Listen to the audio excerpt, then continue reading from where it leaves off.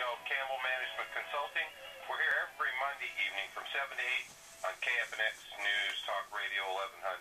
If you'd like to join the program, our local number is 602-277-5369 or toll free. It's 1-866-536-1100. Okay, Sahar, let's talk about strategies and solutions. Let's try to bring this all together. Sure. And this will answer also some part of the question that Joe, the caller that called before, asked about that. The first thing that we need to remember is that starting Generation X and Generation Y, there where we started seeing that they need more flexibility at their work. And they need to have a work-life balance because they care more about their families, about their kids, taking kids to soccer and all that. So the first thing for the companies to realize is that they need to provide a more flexible environment. And they need to accommodate their employee differences. If the companies or the organization look at their employees as if they look to their customers and how they are diverse and how they can bring them together or to deal with the company, and they can apply more or less the same principles on how to retain talent and how to retain good employees in the organization, that will, by accommodating their differences together, again it's diversity, that will be the first point to follow. The second one is to create workplace choices with flexible schedules, if possible, like flexible shifts or accommodate some time, so they can tend to their families and their non-traditional lifestyles. Create workplace choices, offer options and different benefits for each generation. Operation on a sophisticated management style where actually the managers share everything, the goals, the mission, the value of the companies with their employees, and then they give them like the headlines of the project and they let them go so they can come back with a lot of innovative ideas that can further the advancement of the company. Respect competence and initiative, no matter how long this person has worked for the company, no matter how old they are, as long as they're innovative and creative, to respect them. And nourish retention. This is what we talked about a little bit earlier. The very important thing that the companies that are succeeding around in closing the generation gap is having generational mentoring and also having intergenerational ERGs, which is the employee resource groups. A lot of companies right now that are considered on the top 50 diversity successful companies, like Sodexo, like Bank of America, like Ernst & Young, Procter & Gamble, Coca-Cola, they are starting to apply the generational mentoring or how to deal with Generation Y. And like 5 years ago, the intergenerational mentoring or intergenerational ERGs were unheard of. And now 44% of the successful organizations are handling that. For instance, we have Kaiser Permanente, that is one also of the top diversity companies or organizations, have found something that's called KP Idea, or it's a forum that they created for their employees of all ages, where they can exchange ideas, where they can have their blogs, where can they discuss their project. So basically they are bringing all of them together in one forum.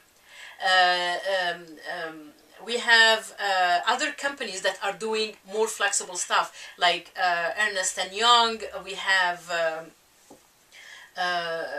Citibank, that are offering also flexibility on whatever programs they are offering. Deloitte is offering something that is very similar to Facebook.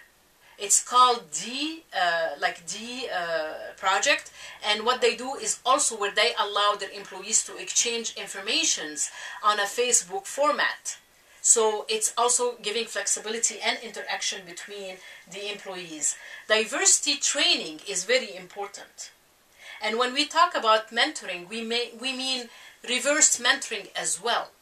The older generations can profit from the youngest generation about their skills in technology, in education, e-learning, their creativity, their energy, their multitasking, and they can profit from that. as well as the younger generation can profit from the experiences.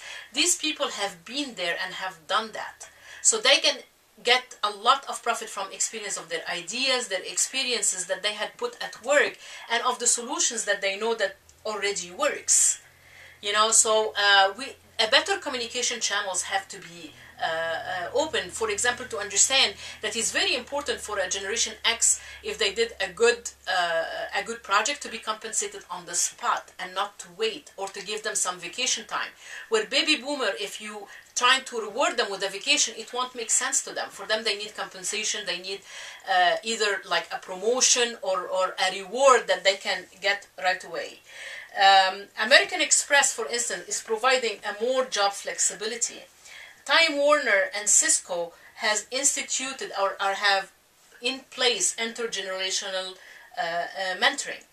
So we see that the organizations are coming around to use the powers and the strength of communication and the interaction of all the groups of generations together. Because at the end, we will all win. And at the end, how old is old and how young is young? No, I would agree with everything that's said, but there's this pragmatist that's sitting on my shoulder right here, and I'm just wondering, if a lot of this is heartfelt or if it's driven directly at some ROI. No, it's driven because a lot of this, I would say, goes to an ROI. It goes to the bottom line. Absolutely. But I haven't seen, I'm familiar with all the companies, obviously, that you've mentioned, but I haven't seen a lot of companies actually put a lot of that in practice. Where you see it every day in practice. How many companies have you seen really applying diversity? Not talking about diversity to be politically correct, but applying diversity. Remember, change is slow. Right. Change is painful. But the only constant in life is change. Oh, I agree with you. I'm just saying that what we're talking about is marvelous, but I'm just wondering at what point do we get past the lip service and we actually start down the path of actually doing some of these things. It starts with each one of us, Dave. Right. Well, we need to stop talking and do it. Some companies are already doing it. Because they are smart enough to do it and to implement it. Because again, it affects their ROI, their bottom lines, their productivity, their change. And remember, this is all new because with the turn of the economy, where people lost most of their savings, of their retirement contribution, people are staying longer at the job right now. They're not retiring when they thought they're going to be retiring. So that's the whole situation is new for everybody. Well, true, and I would agree with you to a certain extent, but I think now that you brought it up, that's a perfect example where, there are literally decades of historical experience that got walked out the door because they thought technology could replace that employee, and so they started, just dumping more and more work on a single person, trying to get tools or whatever, but they threw that valued resource away. Yeah, but the technology was not the only reason lately. It's a lot of other factors. And the economy, and quite frankly, probably a lot of companies were top heavy to begin with. Exactly. But I would love to see at some point that a lot of these values that you're talking about were values that in your first generation the matures saw because they worked for the same company. They were valued members of a company for their entire life. I would like to see somewhat of that value brought to today's environment where employees were valued a little bit more. That I agree, but again, it has nothing to do with the generation. That we are talking here about employer-employee relationship. Right, true, very true. Okay, so let's wrap this up. Do you have any thoughts on case studies of success, or are you want to wrap up with for a conclusion on your generational decision? Yeah, well, I give you the case studies like Deloitte and Kaiser Permanente, which are very, very successful. You know, like the Kaiser Permanente program, it's called KP Idea Book.